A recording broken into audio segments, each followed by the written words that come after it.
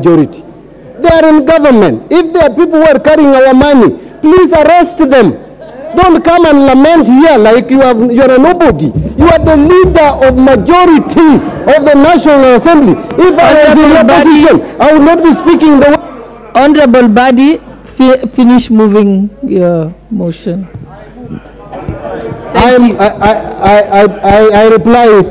I beg to reply, Madam Speaker.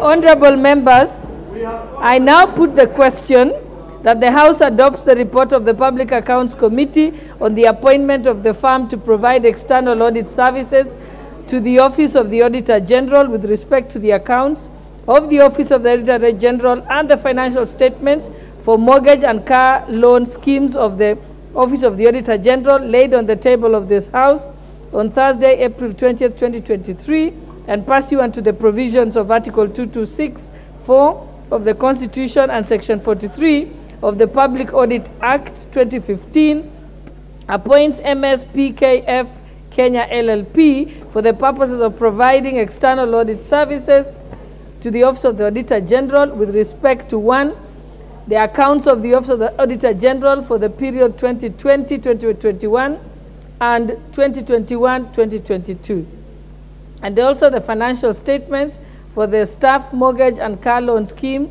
of the Office of Auditor General for the financial years 2017-2018, 2018-2019, 2019-2020, 2020-2021, and 2021-2022. Will as many as of that opinion say aye? Will as many as of the contrary opinion say nay? The ayes have it. Yes, your point of order, Honorable Malema, and then I'll come to you. Thank you, Honorable Speaker. This is a house of rules and order, and precedents have also served us correctly. I would wish, Honorable Speaker, that you rule on the dressing code of Honorable Wanjala, who has a slightly much bigger coat than normal coat that we do wear, and you know the dangers that such a coats can be in terms of carrying many other items that can be dangerous to this house. Yes. And of late, there are so many other dressings that do appear in this house, and this particular one will be very important so that it acts as precedents in future to make determination of such a dressing. Thank you, Honorable Speaker.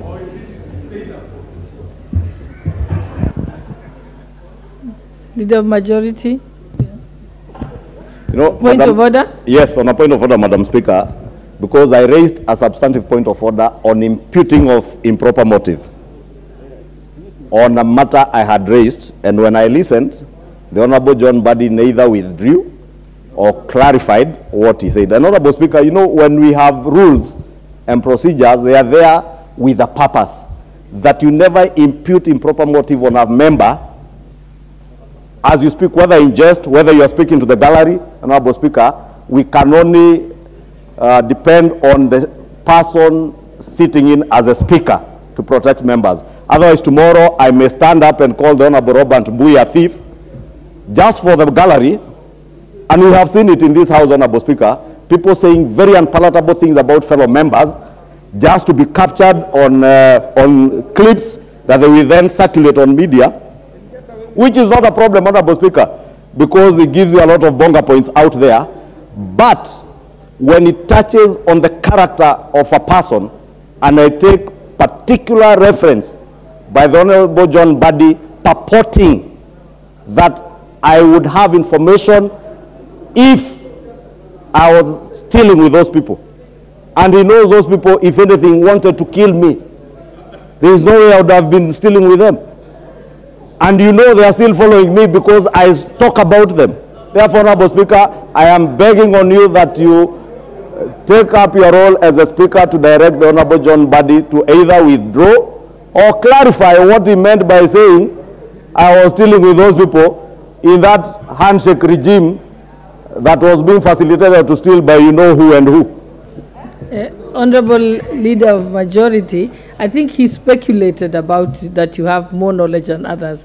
I don't think he directly... Madam Speaker, if you listen carefully, he said, and I would beg that you cause the Hansard to be printed tomorrow, to be tabled before this House. If he never said it, then it will rest there. If he said it, Honorable Speaker, because from my clear listening of his English, he was imputing improper motive on my person. And I do not take that kindly. Thank you, because it is an Leader. attempt to intimidate me to never speak about those thieves in the handshake regime. And I will continue to call them out, Honorable Speaker. And I must demand that I am protected as a member of parliament to call out thieves. Because that is my work as a member of parliament.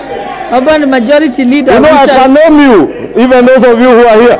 I direct that the Hansard be provided for review tomorrow. And I think now we can proceed to the next order.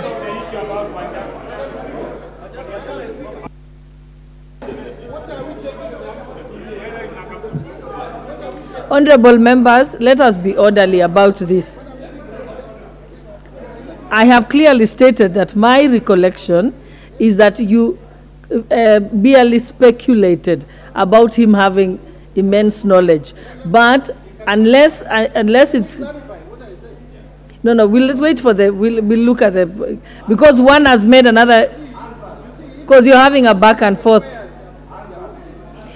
No, let the Hansard... I've directed that we shall check the Hansard, because both of you are accusing each other, so it's better to look at the Hansard, which is neutral. I know what I'm going to check for in the Hansard. Honorable member, you don't have the mic anymore. We shall check the Hansard. Yes. And I think Honorable Wanjala, I think you'll be escorted out. Yeah. Does he have what is it? I can't see the... Let me see. Honorable... wait, Honorable Wanjala, let me see.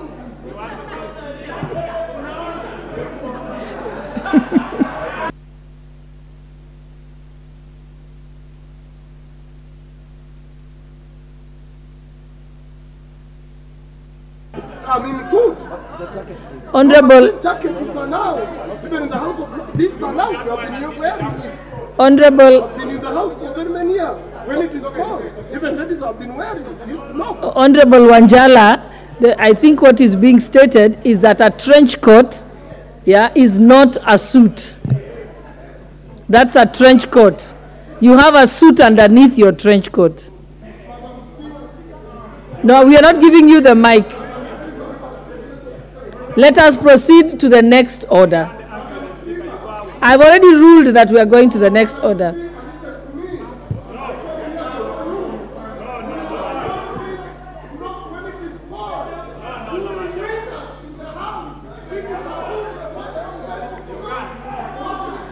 Okay. You're out of order. You're out of order, Honorable Wanjala.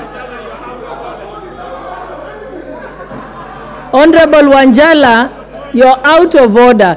Even shouting from your chair, you're out of order.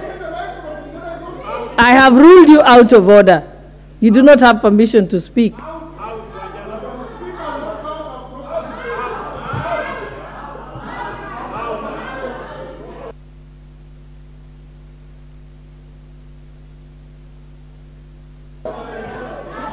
Leader of minority. Leader minority.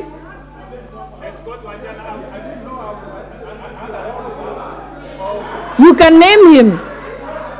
You can name him. And yes. Not have a back and forth on this. Honorable Owen Bayer, I think we are moving to the next. Yes. He's left. Thank you. Honorable Owen Bayer, we are on your order. You're on that next Honorable order. Speaker, pursuant to Standing Order 331, I raise to seek leave for the adjournment of the House for the purposes of discussing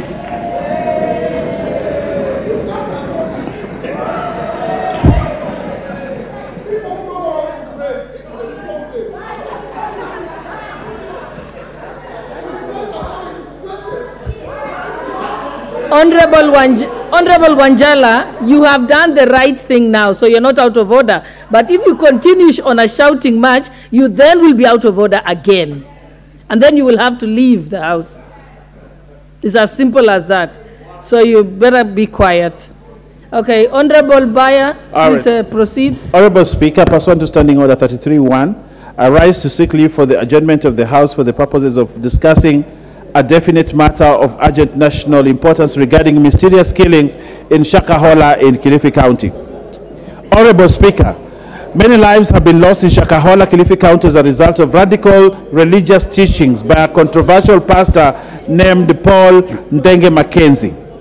It is reported that Pastor Ndenge Mackenzie, through his purportedly skewed radical religious teachings, has been manipulating and indoctrinating locals to undertake extended periods of fasting in order to meet Jesus.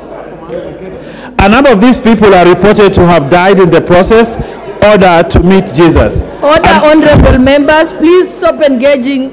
Member for Funjula, the Honorable Professor Oundo. Don't excite Honorable Wanjala. Thank you. Yes. Yes, Didmas, Captain Didmas, please. Thank you.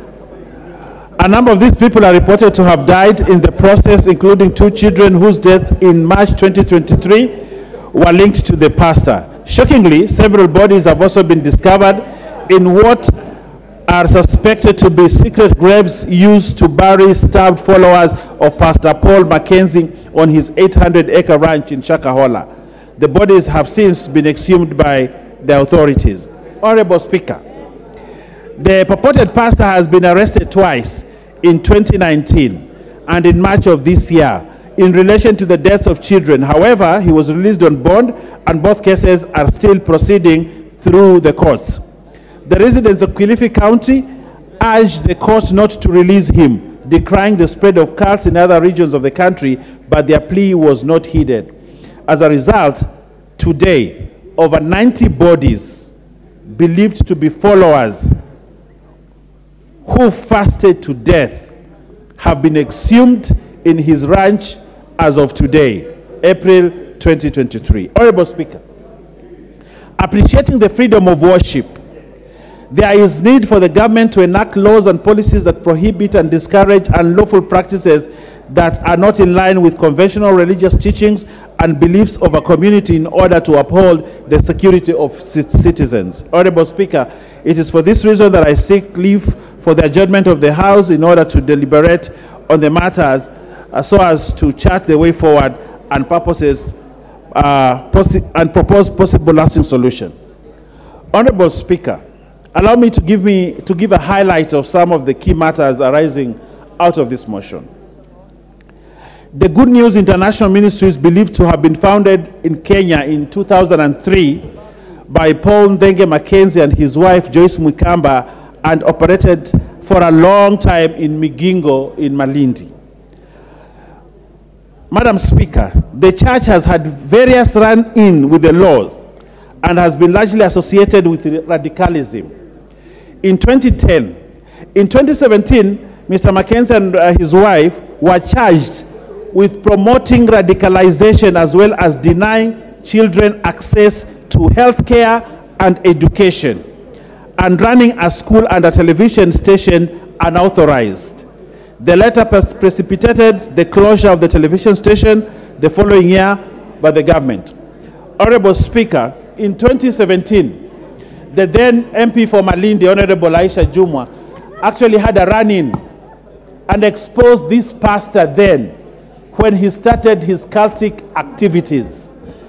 He told children not to go to school.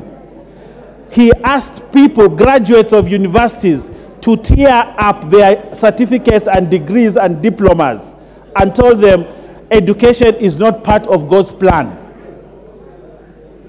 And this shocked the nation. But the Honorable Aisha stood her ground. But because at that time, Honorable Aisha Jumwa was associated with the Deputy President then, she was shut up and Mackenzie was allowed to continue. Until now, when we have an IG who has come out very strongly to say this man now must be apprehended. But then in 2017, nobody bothered. Honorable Speaker, in 2018, community leaders in Malindi said Mackenzie was dangerous. Nobody listened. He ran a television station. That television station taught radical things. And I remember the chairman then of the Kenya Film Board pulled down the station. But there were people in government who said the station can go on.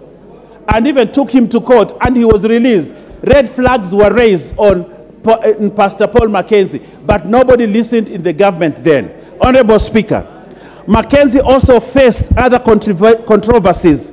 In 2019, he was arrested for inciting the public against the registration for Huduma number by likening it to the biblical number of the beast, the 666. Mackenzie was arrested. He was taken to court. Influential people